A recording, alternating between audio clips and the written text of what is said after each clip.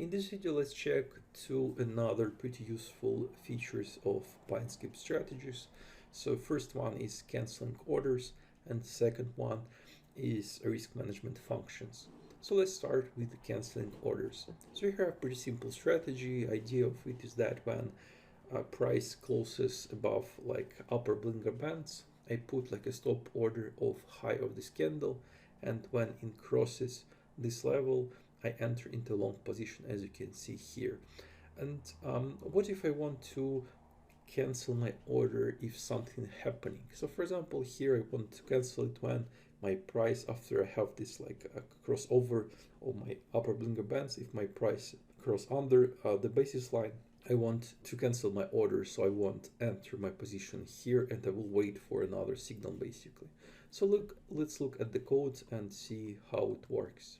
So here you can see I have like strategy entry function. I am using stop order to enter at high of this candle, and I apply it only when I have a cross upper event, so when my price cross upper band.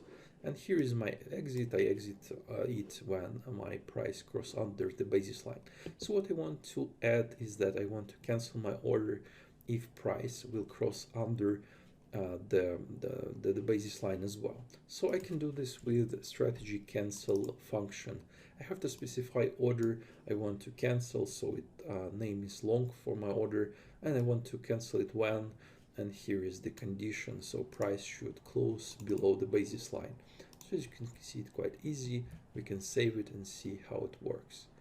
And as you can see, it works fine. Now we had the signal here, and we put it like a stop order at the high, but when we crossed it down, we canceled out order, and here we don't have an entry.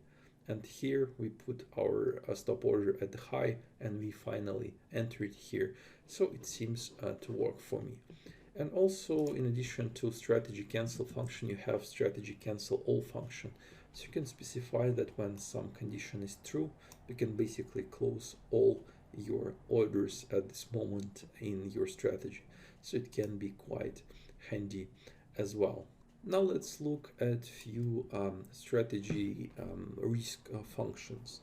So all these functions start with strategy.risk, and it allows you basically to adjust your strategy on the go and to allow or deny certain kind of orders and certain like positions and so on.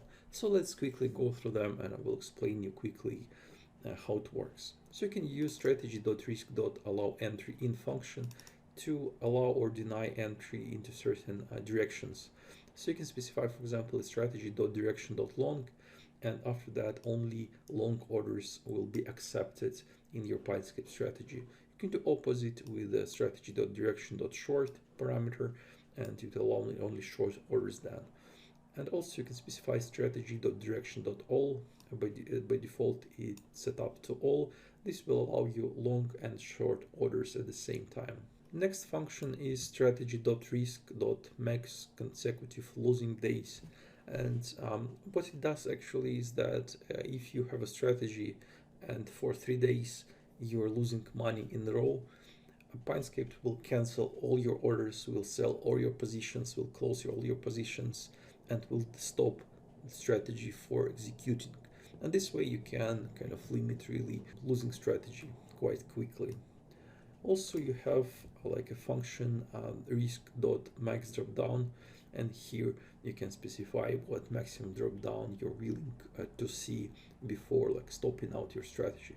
So here, for example, with the first function call, I say that I don't want to see more than 50% of drawdown. As you can see, I have second parameter strategy percent of equity, and this way when Pinescape will see that my strategy currently has more than 50% drop down, it will again stop all the orders, stop all the positions, and will stop your kind of strategy completely. And you can do the same thing with the cash, with absolute value. So if Pinescape will see that you're losing more than $1,000, for example, in this case, and the second parameter here is strategy.cash, it will again stop your position. With the next function, you can look at your kind of intraday performance and intraday amount of intraday orders. So here, for example, I have a function strategy.risk.max intraday field orders, and it will limit how many orders do you want to fill intraday. And if like this limit will be hit, then new orders won't be created and executed in your strategy. So sometimes it can be useful for you if you have too many trades a day and you don't want to do that. And also you have pretty useful function strategy.risk.max intraday loss.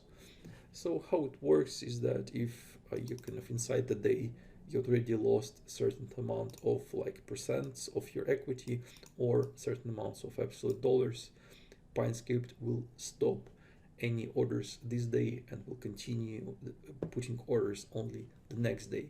So it's also quite useful. It's a very simple function that you can use to do that. And the last function for this video is risk.max position size. So here you can just limit what should be your maximum position size in every direction. So here, for example, I have like 10 lots, and in my entry here, as you can see, I have 20 lots, but because I specified these parameters, it allowed me only to enter 10 lots. So as you can see, it's quite simple to add some risk management to your PineScript strategies.